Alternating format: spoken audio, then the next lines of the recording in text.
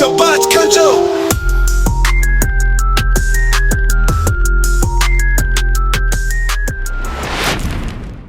Assalamualaikum warahmatullahi wabarakatuh. Selamat pagi Sobat Kanjo. Salam semangat dan sehat selalu buat Sobat Kanjuruhan semua dimanapun Anda berada. Kembali bersama kami podcast dari PKRS RSUD Kanjuruhan Kepanjen. Bersama saya host Nur Urifah yang akan mendampingi narasumber yang sangat luar biasa ini ya. Hari ini kita akan membahas tentang KDRT dengan tema, Kabupaten Malang Darurat KDRT. Baiklah, bersama narasumber yang sangat luar biasa, beliau adalah Dr. Muhammad Khalil Ihsan, SPFM. Assalamualaikum Dokter. Waalaikumsalam, alhamdulillah baik. Iya. Dok, ini kenapa kok Kabupaten Malang itu dikatakan darurat gitu, Dok? Ya, jadi Mbak Nu, selama kami berpraktek di sini di Forensik Medical Legal ya, kami sudah menangani berbagai kasus. Menurut database itu ada mulai Januari sampai dengan Agustus itu sudah sekitar 90 kasus. 90 Dan kasus. Kenapa disebut darurat? Karena dari berbagai wilayah Malang Selatan Berarti menyebar gitu ya? menyebar. Oh. Dan kalau dihitung secara statistik itu dikatakan 2 hari sekali itu ada KDRT gitu. Jadi harus suatu kayak kewajiban harus ada gitu ah? Ini kewajiban gitu ya? Tugasnya kita tuh mencegahnya. Iya. Nah, sebelum kita maulik apa sih, kenapa sih kok darurat KDRT? Nah, mungkin bisa dikasih paham lah Dok ya. Ya. KDRT itu apa sih? Terus kayak yang menjadi KDRT itu apa? Karena kan selama ini yang kayak yang pasti itu KDRT adalah pemukulan kayak gitu. Apakah KDRT itu murni hanya sebatas pemukulan atau ada jenis yang lain gitu? Baik, Mbak Nu, terima kasih kepada tim PKRS RSUD Kanjuruhan Kepanjen. Ini bagian dari mencerdaskan kehidupan berbangsa. Jadi kita lihat dulu dari pengertian. Jadi di tahun 2004 itu pemerintah mengeluarkan peraturan nomor 23 tahun 2004 tentang penghapusan kekerasan dalam rumah tangga. Itu negara hadir artinya konsen terhadap kasus-kasus seperti itu. Betul. Jadi kalau menurut di sini pengertiannya dulu dari pengertian ya KDRT supaya khalayak masyarakat tahu khususnya Kabupaten Malang. Jadi kekerasan dalam rumah tangga itu artinya setiap perbuatan terhadap seseorang. Jadi terhadap seseorang semua yang ada di dalam itu. Terutama perempuan. Bunyinya gitu. Yang berakibat timbulnya kesengsaraan dan penderitaan secara fisik, seksual, psikologis, atau penelantaran rumah tangga, termasuk ancaman untuk melakukan perbuatan, pemaksaan, atau perampasan kemerdekaan di dalam lingkup rumah tangga gitu Mbak Nu. Jadi ada fisik, seksual, psikologis, sama penelantaran. Jadi itu murni khusus untuk lingkup keluarga gitu ya? Ya, di sini dilanjutkan di undang-undang tersebut tadi yang saya sebutkan. Jadi di pasal 2 itu lingkup rumah tangga dalam undang-undang ini meliputi suami, istri, anak, kemudian B itu orang-orang yang mempunyai hubungan keluarga dengan orang sebagaimana dimaksud yang di atas tadi. Itu karena hubungan darah, perkawinan, persusuan ya, pengasuhan, perwalian, dan pokoknya yang menetap di dalam rumah tangga tersebut. Terus satu lagi yang perlu diketahui khalayak, ternyata lingkup KDRT itu adalah termasuk orang yang bekerja membantu rumah tangga. Oh iya. Atau asisten rumah tangga ya kalau sekarang di berarti ini. Yang satu atap gitu lah istilahnya. Satu atap. Ya. Oh, iya. Itu apabila ada kekerasan 4 tadi, yaitu akan masuk di dalam undang-undang ini. Sanksinya, pidananya seperti itu.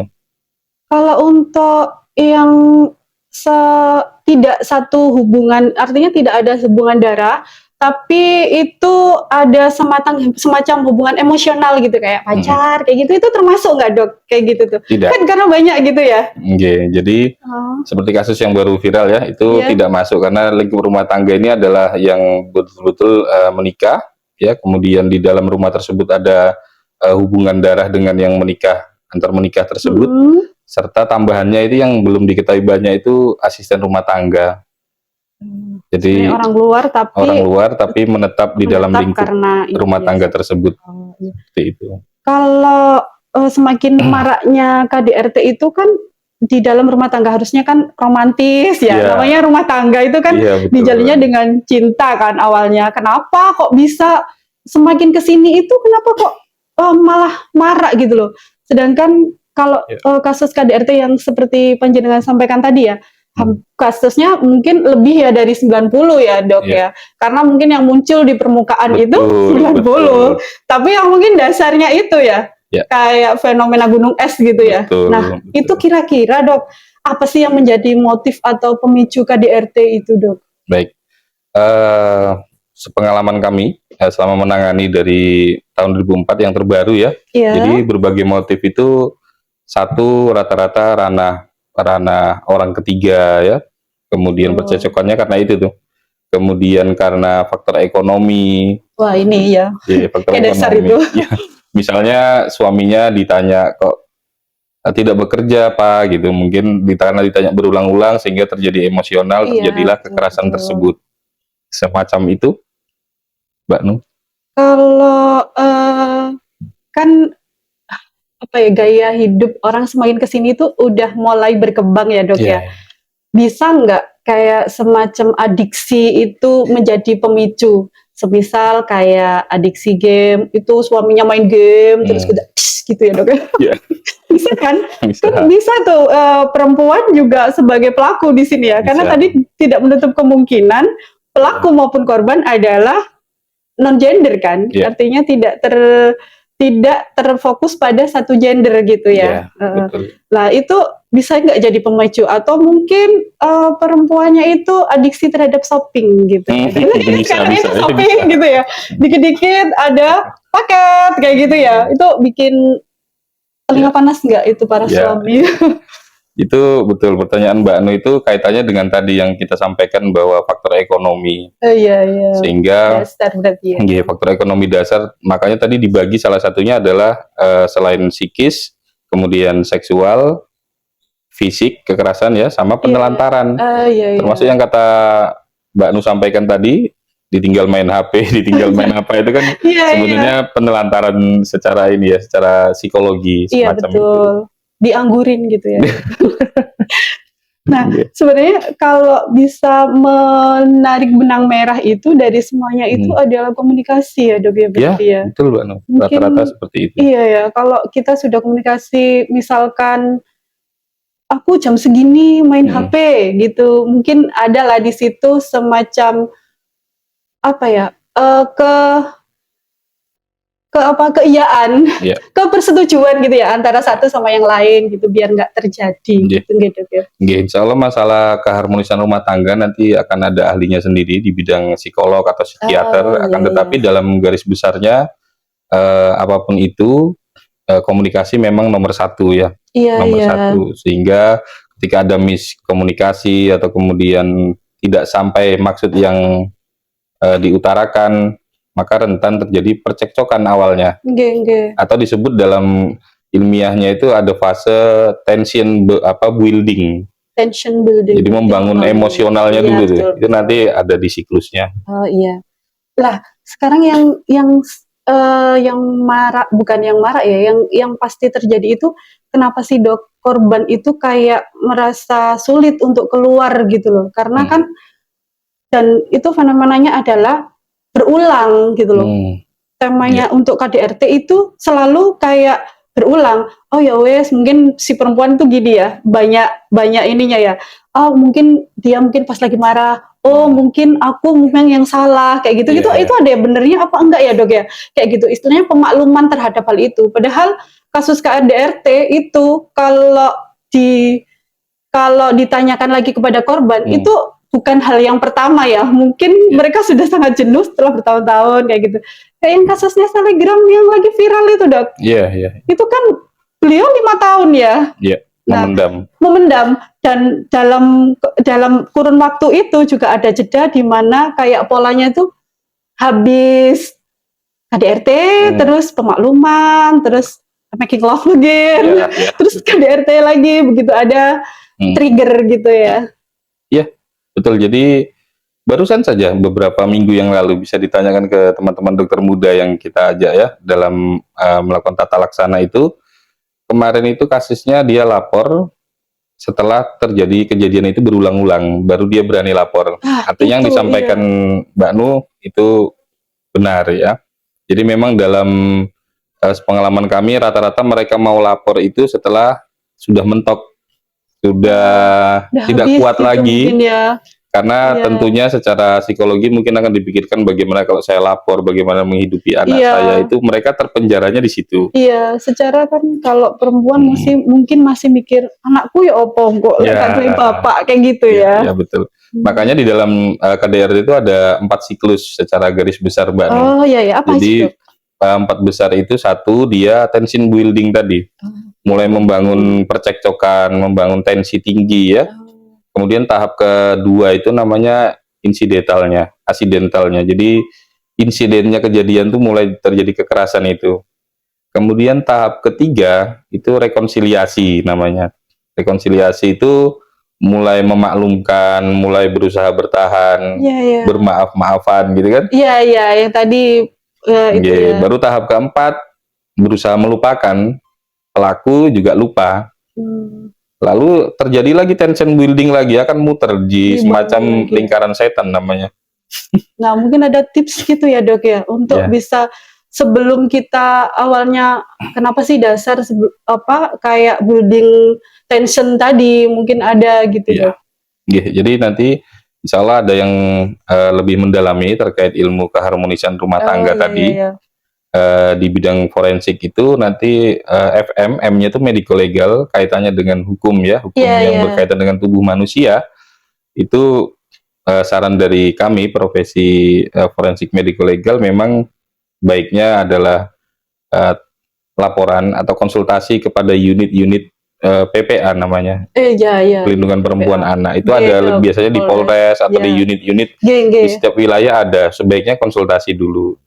Iya, bisa untuk menjadikan efek jera ya, Dok ya. Betul. Cuman gini, tidak semua perempuan itu berani untuk speak up ya. Ya, karena tadi terpenjara itu tertawan. Iya, betul. Nah, dan juga nggak sedikit ya, Dok, untuk perempuan yang notabene di luar sana itu belum paham. Sebenarnya KDRT ini ada nggak sih yang melindungi gitu? Saya harus gimana gitu kan? Ada juga yang gini, secara adat mungkin ya, jadi KDRT itu dianggap sesuatu pemakluman, di mana memang ya wis ancening ini ikilah aku kayak gitu kan. Begitu ada KDRT, terus kita mungkin ada orang ketiga yang notabene kita ingin mendapatkan perlindungan gitu, jawabannya mungkin gini, wis lala trimon kayak gitu, Dok. Mungkin ada, mungkin bisa disampaikan lagi kepada semua perempuan yang ada di luar sana bahwa kasus KDRT itu ada perlindungan gitu. Iya. Tadi satu, jadi perlindungan melalui negara secara garis besar ada mengeluarkan undang-undang tadi nomor 23 2004 tentang penghapusan KDRT. Itu di sana sudah dijamin untuk hukum-hukumnya. Kemudian dari segi kita, rumah sakit ya, khususnya rumah sakit Kanjuruhan, Kepanjen, itu alhamdulillah sudah menjalankan amanah. Jadi ada dulu di 2009 tuh pemerintah mengeluarkan lagi tuh. Jadi setelah mengeluarkan 2009 itu baru penghapusan kekerasan. Jadi KMK nomor 1226 tentang apa? Tahun 2009 tentang ini prosedur tata laksana kekerasan perempuan dan anak di rumah sakit. Jadi ini ya, lebih ke apa yang mesti dilakukan untuk support dari pihak rumah sakit. Iya, rumah sakit apa? Iya. Karena kita bekerja di rumah sakit, tentunya biasanya dulu ya sebelum ada aturan itu menganggap korban kekerasan perempuan ini, khususnya KDRT, itu ya dianggap luka biasa saja. Misalnya dipukul sampai cedera kepala berat ya sudah ditangani sesuai prinsipnya kita memang life saving kan gitu. Ketika ada kegawat daruratan, tetapi secara komprehensif saat sebelum peraturan itu dikeluarkan itu tidak menyentuh di sisi-sisi secara komprehensif ya, sisi perlindungannya, gitu hukumnya, kemudian ya itu perlindungan lainnya itu tidak sampai tersentuh secara holistik. Berarti untuk para korban istilahnya ya akan terlindunginya dengan ada beberapa bukti yang bisa dikeluarin sama produknya RSUD ya, Iya, produknya betul. rumah sakit gitu ya, Betul. untuk lebih menguatkan bahwa di bukti pengadilan kan, Iya. kayak semacam visum gitu ya dok ya. Iya, betul. Berarti dari sini peran RSUD itu support sistemnya adalah memberikan bukti berupa visum untuk Iya. di pengadilan nanti ya, karena kan bagaimanapun juga hukum itu harus ada bukti ya dok ya, dan bukti yang paling kuat adalah bukti yang dikeluarkan oleh nanti ada ini ya, 2 alat bukti yang sah dari 5 alat bukti itu yang bisa digunakan untuk mempidanakan pelaku atau menaikkan ke sidang ya, harus ada minimal 2 alat bukti. Salah satunya ya untuk surat itu dari kita visum. Nah, kalau sekarang kan disampaikan bahwa RSUD sini ya, RSUD itu melayani ya, memberikan pelayanan berupa visum gitu ya. Jadi kalau misalkan ada pasien atau ada perempuan atau mungkin seseorang yang mengalami KDRT gitu, langsung datang ke RSUD atau gimana dok? Ya, seperti yang disampaikan tadi, RSUD Kanjuruhan alhamdulillah sudah menjalankan amanah KMK 1226 tadi tentang pelayanan terpadu ya. Jadi di kita itu alhamdulillah di RSUD Kanjuruhan ada namanya IPPT. IPPT gitu ya. Jadi dia instalasi yang pelayanan pusat terpadu. Atau pusat pelayanan terpadu, maaf ya. Siap. Intinya terpadu itu secara holistik. Jadi bayangin Mbak Num, misalnya orang habis kekerasan gitu ya, dipukul sampai terjadi timbulnya penyakit atau halangan dia bekerja, dia masih memikirkan psikisnya, mikirkan biayanya. Sudah aku dipukulin, aku harus bayar kayak gitu ya. Belum mikir perlindungannya kan, nggak mungkin dia habis dipukul kembali lagi ke rumah tuh. Iya betul. Dia, nah makanya PPT tadi atau IPPT, pelayanan pusat terpadu ya. Atau bisa dikatakan juga pusat pelayanan terpadu. Ketika ada korban KDRT, dia akan melapor ke UPPA tadi ya, kantor polisi, ke Polres, atau bisa melalui kita langsung konsultasi dulu secara mediko-legalnya ya. Akan tetapi nantinya ketika kita melakukan visum itu harus berdasarkan pasal KUHP ya 133, itu harus ada permintaan dari penyidik semacam itu. Jadi semisal udah nggak tahan, aku mau ke kepolisian tapi terdekat dengan RSUD misalkan, terdekat, ya wis aku ke RSUD dulu gitu ya. Jadi nanti kita mungkin bisa menghubungkan dari pihak UPPA untuk memberikan pengantar visum tadi ya dok. Kita bisa melayani konsultasi mediko-legalnya itu. Termasuk rohani juga ya dok ya? Rohani ya. Sehingga gini, jadi yang tadi orang habis mengalami kekerasan, yang dia bingung psikisnya, biayanya itu insya Allah akan selesai di pelayanan di IPPT tersebut. IPPT Pusat Pelayanan Terpadu, karena nantinya kita kan integrate. Jadi ketika datang ke sini membawa visum, misalnya surat permintaan visum, kita akan melakukan pemeriksaan atau asesmen berdasarkan kualifikasi lukanya, lalu kita tuangkan ke visum gitu kan. Kemudian kita juga berhak mengedukasi bahwa mereka punya hak perlindungan. Jadi korban kan komplit berarti komplit. Ada korban itu kan termasuk di bawah perlindungan LPSK nanti, saksi dan korban ya. Jadi saat kayak semacam satu tempat itu udah kamu luka, kamu masuk sembuh gitu berharap keluar sembuh gitu ya. Nah, terus biaya tadi Mbak Nu, biaya itu alhamdulillah RSUD Kanjuruhan Kepanjen itu sudah bekerja sama. Sehingga muncullah IPPT tadi. Sehingga, gratis berarti ya? Ya, bisa dikatakan gratis. Terima kasih ya Pak Dirjen kepada RSUD Kanjuruhan yang sudah berperan intinya ya, memberikan kontribusi terhadap kasus-kasus kekerasan untuk lebih meminimaliskan ya. Karena kan dengan kitanya adanya bukti kan kita udah di situ udah peran ya dok, udah kayak kita belani gitu ya, belani kepada korban-korban tersebut agar ya memberikan efek jera supaya endingnya nggak berulang dan menjadi menjadi pengalaman buat siapa saja yang akan melakukan, lo kan mikir 2 kali ya, waduh ini kok aku di penjara kayak gitu ya. Iya. Dan berharapnya KDRT itu akan berkurang, ngeten nggih. Iya, bahkan Mbak Nu kemarin kita nangani kasus di IGD itu kita salut kepada Kementerian PPA tuh, yang menyelenggarakan perlindungan perempuan dan anak ya. Iya. Jadi kita menemui kasus itu jauh di daerah Malang Selatan, kira-kira ya inilah Sampai jaraknya menjangkau ya? sekitar 30 kilo lah dari rumah sakit. Masya Allah. Itu kan mereka bingung tuh. Iya. Rata-rata kasus KDRT kan maaf pada kasus-kasus ekonomi ke bawah. Iya. Sehingga untuk mau periksa ke Lebih sini banyak, itu masih mikir transportasinya biaya dari mana. Betul, Itu betul. ternyata difasilitasi sama mereka. Masya Allah. Itu salutnya. Jadi mereka mengantar ke rumah sakit, kita Iya. fokus penanganan visumnya gitu dan kesehatan psikisnya. Nggih. Itu alhamdulillahnya. Jadi kita punya produk IPPT itu. Nggih, Dok. Nah, sekarang kayak semakin ke sini itu kan dengan fenomena yang KDRT, apalagi sekarang KDRT itu udah dikatakan darurat gitu ya. Yeah. Otomatis sudah merebah lah ya ke sosial media, dan rata-rata juga penikmat, istilahnya pemakai dari sosial media kan banyak juga di Gen Z ya. Yeah. Gen Z. Nah, jadi timbul nih kayak semacam scared married gitu ya. Scared gitu kan.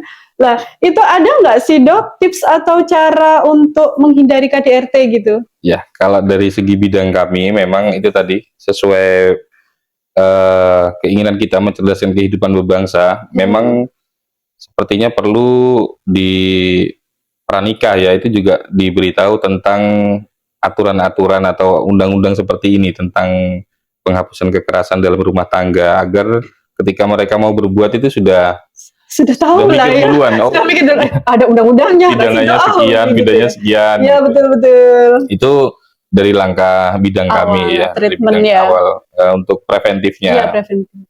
Tetapi untuk saat sudah berumah tangga tentunya itu kompleks sekali secara psikolog. Iya, betul. Mereka sepertinya perlu, makanya di luar negeri itu ada konseling rumah tangga ya kan, pada para psikolog atau psikiater. Iya, Nah, kemudian Mbak Nu tadi tentang PPT, Pusat Pelayanan Terpadu di kita. Iya, Dok. Tadi jenis kekerasan kan ada 4 tuh.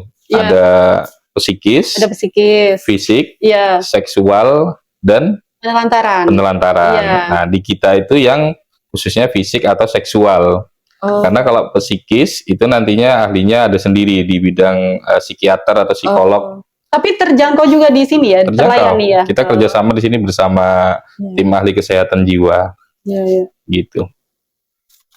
Gitu ya Dok. Berarti KDRT itu sebenarnya luas ya, tidak hanya terjadinya pemukulan atau yang meninggalkan bekas, bahkan yang tidak meninggalkan bekas dan kasat mata, istilahnya penelantaran, kayak makian gitu nggak sih Dok? Ya. Makian yang sampai membuat verbal. Iya, akhirnya kan mau tidak mau menggiring seseorang itu jadi insecure gitu ya. Kayak apa ya?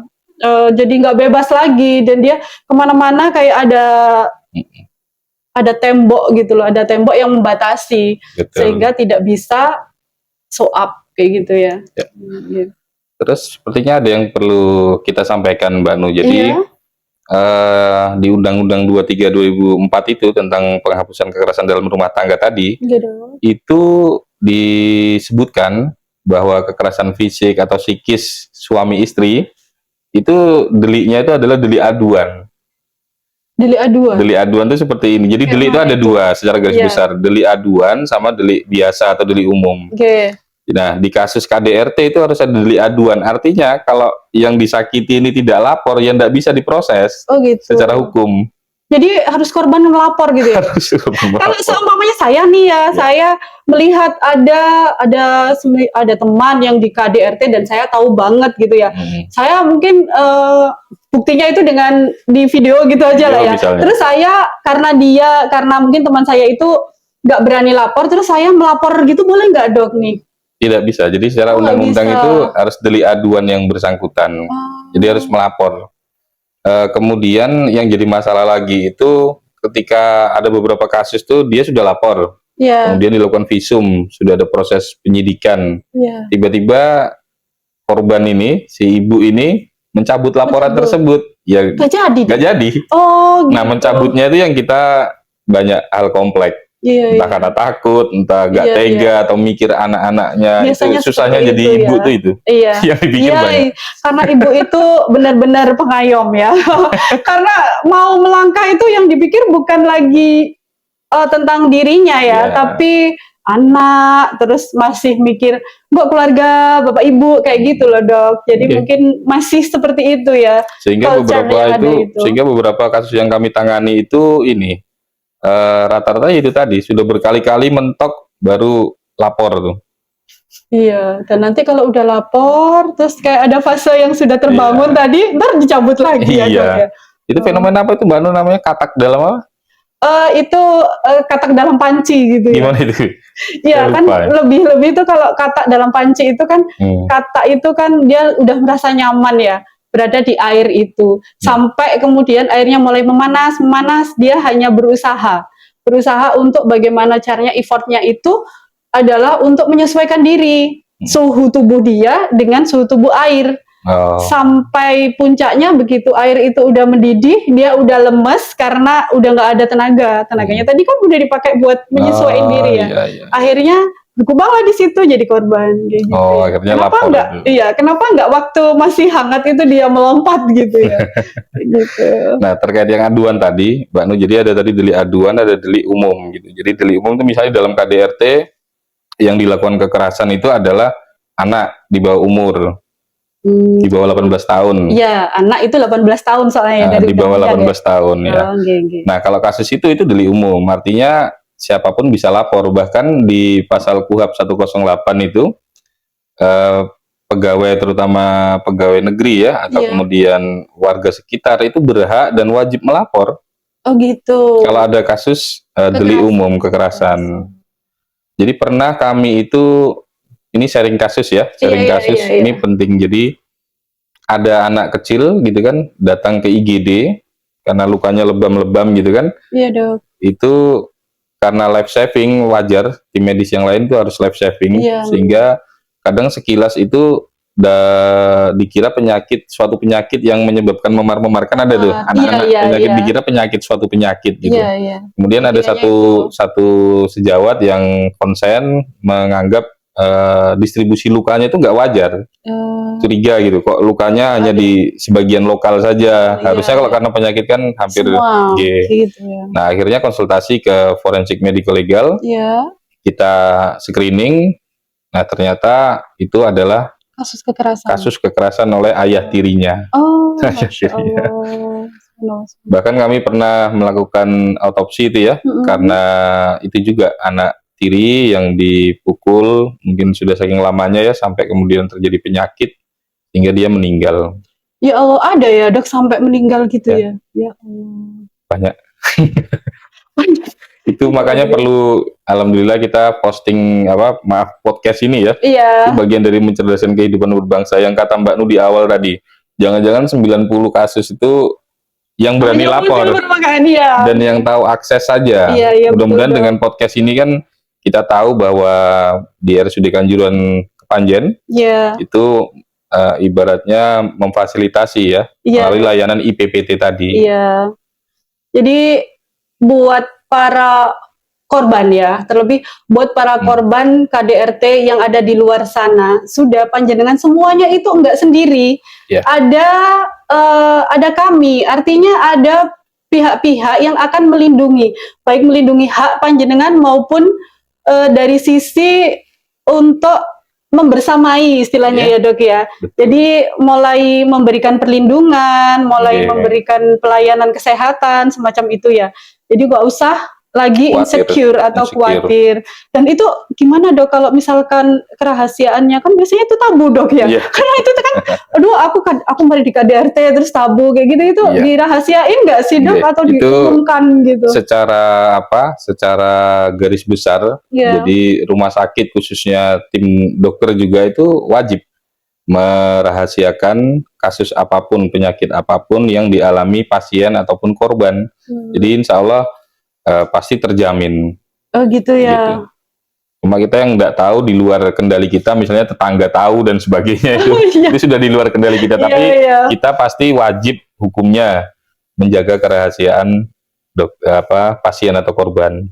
Jadi ada sedikit pesan juga sih kepada para pelihat. Artinya para seseorang yang menyaksikan, yang menjadi saksi adanya tindakan kekerasan, itu yang harus kita lakukan adalah kita mendengarkan, kita membantu, bukan lagi kita mengejudge mengejudge bahwa sesuatu yang wes salah, iku nggak popo kayak gitu berarti. Aib misalnya. Ya itu aib, wes disimpen aja kayak gitu, nggak usah ya dok ya. Iya, karena khawatir ya kalau itu benar dia bisa bertahan. Kalau sampai ke tahap beberapa kasus tuh tadi ya, itu. Kalau meninggal ya ada, tetapi yang lebih memprihatinkan lagi sampai gangguan kejiwaan.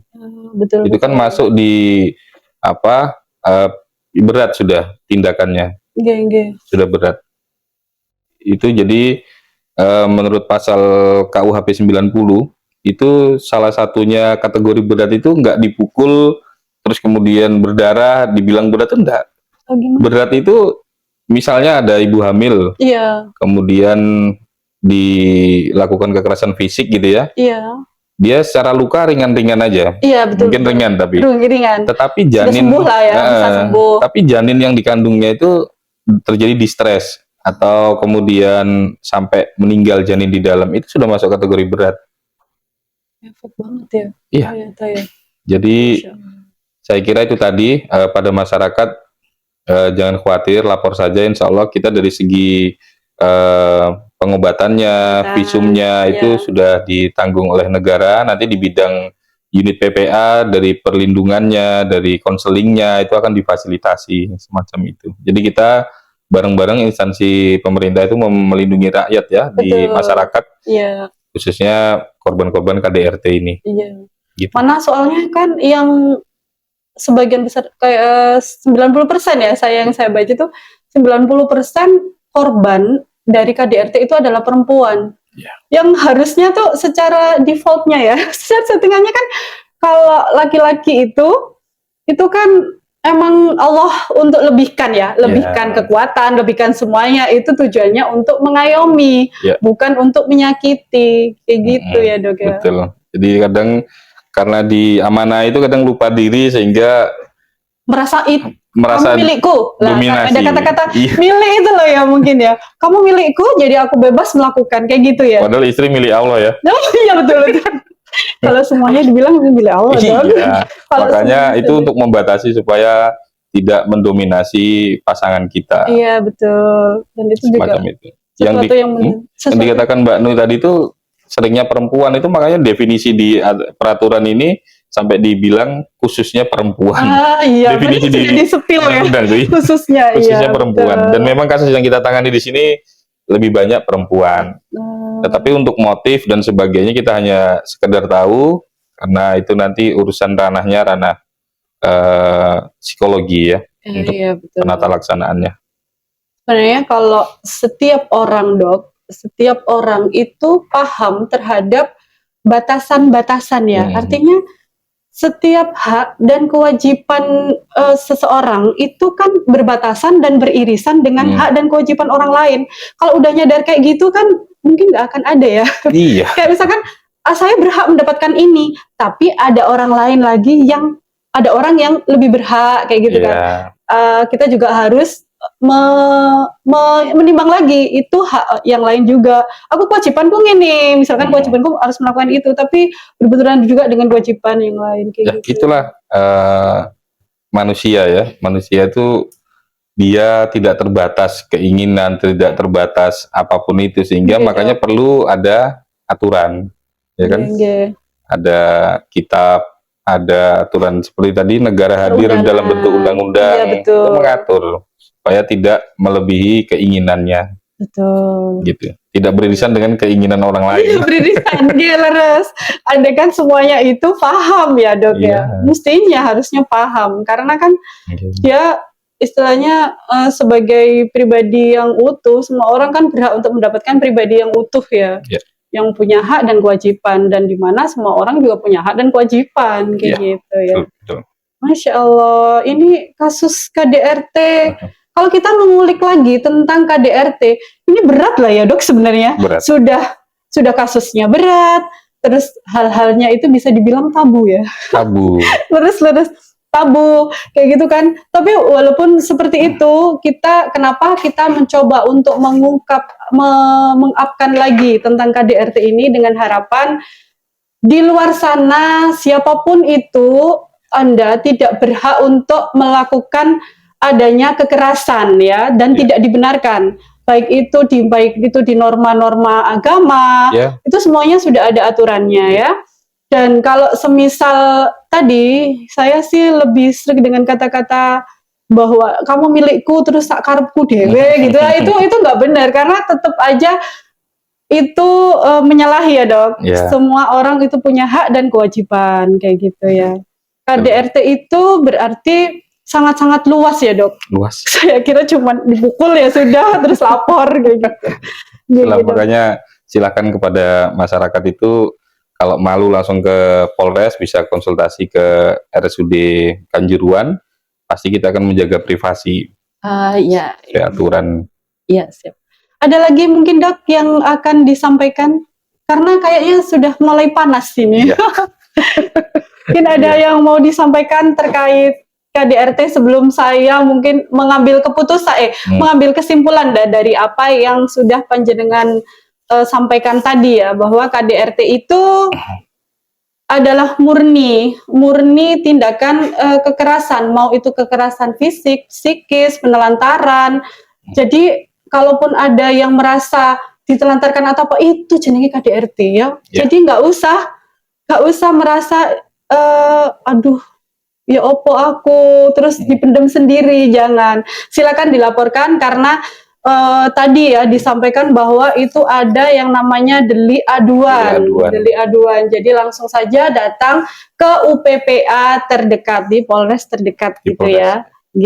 Terus dari motif-motif atau pemicu tadi itu mungkin bisa kita istilahnya preventifkan dengan itu yang pranikah ya, edukasi pranikah, atau mungkin adanya Gen Z yang sekarang mungkin sudah mulai dalam tahap usia pernikahan, nggak usah tergiring dengan opini marriage scared ya, karena itu bisa juga menjadi satu kekerasan apa itu namanya mental health-nya iya. Ini nggak usah takut karena apa? Sebenarnya kalau misalkan sudah ada tanda-tanda bahwa seseorang tersebut itu kayak aduh kok sikapnya kayak gini, nah itu mungkin bisa dikomunikasikan ya dok. Tadi kan ya, itu juga PR kita ya di bidang kerja di instansi pemerintah. Memang kan generasi itu terus melaju cepat ya perkembangannya. Kadang semakin cepat itu nggak melihat ada undang-undang, ada aturan itu loh. Nah itu tugasnya di awal sebenarnya kita di pemerintahan itu mulai Kemen PPA, dari forensik juga itu hadir untuk dalam penyuluhan-penyuluhan di dalam keluarga terkait aturan ini. Saya kira itu preventif yang bisa kita lakukan. Baiklah, KDRT itu apapun itu kekerasannya tidak untuk dimaklumi ya. Dan karena KDRT itu tidak hanya kekerasan yang menimbulkan fisik atau yang menimbulkan luka saat ini, itu jangka panjang, bahkan bisa mempengaruhi generasi selanjutnya ya dok ya. Trauma ya, yang jadi korban anak-anaknya. Laras. Baik dok, mungkin ada closing statementnya ya dok ya? Wah. Sebelum kita close gini, ada closing statementnya karena wajib saya jadi harus menyampaikan ini. Iyalah, ada closing statement setidaknya buat para wanita selebihnya ya, wanita umumnya untuk yang berhubungan dengan KDRT atau yang mendekat kayak gitu. Terima kasih Mbak Nu. Jadi sekali lagi di bidang kami di pelayanan forensik medico legal RSUD Kanjuruhan Kepanjen. Jadi apabila ada merasa mengalami korban kekerasan dalam rumah tangga seperti yang disebutkan tadi ruang lingkupnya, jika malu ingin lapor ke polisi langsung, bisa konsultasi ke kami melalui IPPT, bisa lewat IGD ataupun di pendaftaran ya. Dan kami akan menjaga kerahasiaannya, kemudian kita akan sambungkan ke unit PPA untuk masalah perlindungan, masalah fasilitas yang terkait hukum ya, Iya, betul. bagi korban. Iya. Terus kemudian statement kedua, closing statement kedua, Closing, ya. kalau bisa kita itu harus ini KDRT, kalau bisa harus KDRT. Iya. Tapi KDRT yang KDRT yang mau gimana ini? Tadi katanya nggak boleh KDRT, tapi Iya, ya. KDRT gitu ya? kalau bisa KDRT-nya tuh diganti, jadi keharmonisan dalam rumah tangga. Gitu Nah, ya. itu Harus yang ya, penting. boleh. Ya, keharmonisan ya. Jadi Iya. berarti di sisi lain kita menyuarakan untuk Ya. stop KDRT, Mhm. ya, di sisi lain ayo KDRT. Yang Jadi KDRT keharmonisan. yang keharmonisan. Jangan yang kekerasan karena sudah dampaknya, sudah jalurnya itu pidana, Ya, sudah susah. Maafunya itu susah. Leres. Baiklah Sobat Kanjo semuanya, semoga dengan podcast kita kali ini yang walaupun temanya itu berat dan tabu, sobat semuanya bisa mengambil manfaat dari podcast kita kali ini. Sedikit statement closing statement dari saya mungkin ya Dok ya. Ya, monggo. Tambahan ya. Silakan Mbak Nah. Jadi we are to know how to treat people ya. Seandainya ingin diperlakukan dengan baik, maka perlakukan orang lain dengan baik. Ya, kayak gitu ya. Mantap, tepuk tangan. Baiklah, saya Nur Ulifa beserta Dr. Muhammad Khalil Ihsan, Ya, terima kasih Mbak Nah. SPFM, undur diri dari podcast kita kali ini. Semoga podcast-podcast kedepannya dari PKRS RSUD Kanjuruhan Kepanjen memberikan manfaat buat Amin. Sobat Kanju semuanya. Amin. Sobat Kanjuruhan sehat, Indonesia emas. Assalamualaikum warahmatullahi wabarakatuh. Waalaikumsalam. Sobat Kanjo.